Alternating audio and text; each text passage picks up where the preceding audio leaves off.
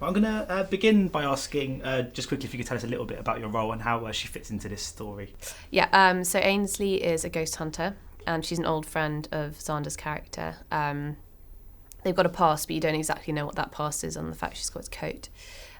So there's kind of a mystery element there.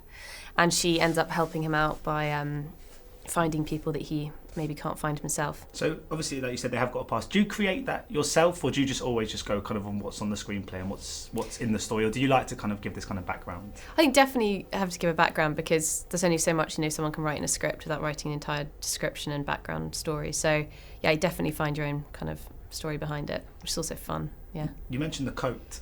That is quite a coat. The coat's back again. I mean, did Vin let you sort of just wear it off set, or was he quite protective over his coat? He did. He was quite protective over it, but I did get to try it on a couple of times. It looks like it was really heavy as well. Yeah, it's heavy and it's warm. Yeah. It's a good coat. It is a ridiculous coat. Yeah.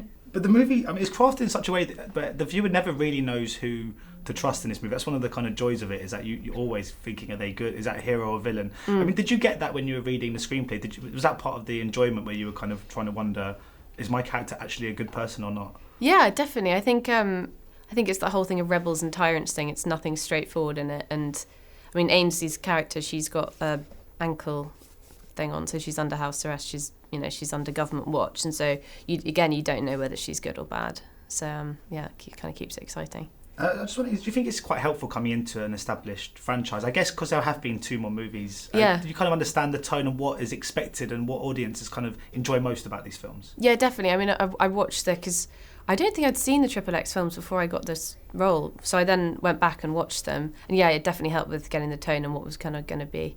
But then again, DJ kind of reworked the whole thing and sort of brought it up to kind of now, I think. Because I think when I first saw the first one, I was about 13, and I became a bit obsessed with it. I probably wasn't even allowed to watch it at that age. But one of the things I love about this franchise is that they've just got a kind of unwavering commitment just to pure entertainment. That's all. So I mean, it must be so great to be part of a movie that just it offers that kind of form of escapism, I guess, to viewers. Definitely, yeah. It's as you said, it's kind of unapologetically what it is, and it is so fun and entertaining, yeah. And according to IMDb, Bees Make Honey with Alice Eve, that is happening good, because sometimes IMDb lies to me. Yeah. Now, because I mean, that looks like it's more of a kind of more comedically inclined. Yeah. I mean, do you think it's quite important? Because I mean, xXx is a huge action thriller. You've got King Arthur, which is a kind of historical sort of fantasy piece, and then you've got a sort of more grounded comedies. Yeah. Do you think it's really important that you are doing different types of projects at this stage in your career to kind of show your range and not be sort of tied down to any one genre? Yeah, definitely. I think I've been surprised every time I've got these, polar roles, because it is exciting, because you think you don't, no one wants to be pigeonholed in one genre. So yeah, it's been exciting, and that the comedy came along, and I hadn't thought, I'd always thought about, I wanted to do comedy, but I hadn't thought it would come along, and then it did, and it was really great fun and completely different, yeah. So is that a conscious decision when you're kind of looking for roles, or are you still at a stage where it's very much dependent on just what script happens to be available at any time that just suits you at that moment? Yeah, I think any time it's a good script is when, you go for it. I mean, yeah, this came along at the same time as Halcyon, so again, that was a complete contrast between the two, again, which was great, yeah. And obviously, as you mentioned, Halcyon is sort of ongoing, and do you think this is a really good time to be getting into TV? To be getting into acting, because I guess when I was sort of growing up, it felt like there were TV actors and film actors, but now the kind of line's blurred, and it feels like there's more doors open. Do you feel that there's a kind of bigger kind of sort of more of a kind of open playing field, I guess, for actors these days? Definitely. I think any kind of stigma is attached to TV is completely gone, because TV is as respected and as brilliant and original as film. I think, we've got so many different TV shows coming out, and people get more obsessed, I think, with TV than film now. People get really, really hooked on series.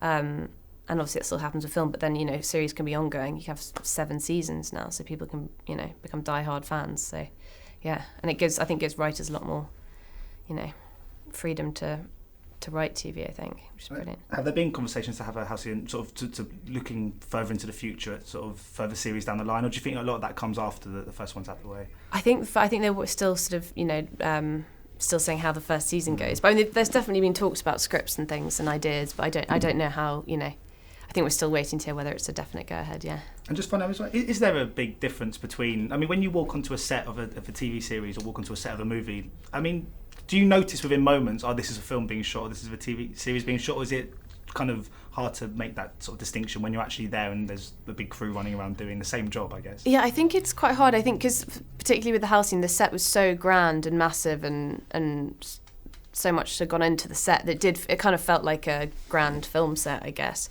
I guess independent films and TV kind of feel similar in the way that it's slightly smaller. And then obviously you've got the massive things like this and Mission Impossible where it is huge and everything's, you know, I guess a bit more grand. But yeah, the Halcyon set was so grand that you kind of didn't feel that much different to film.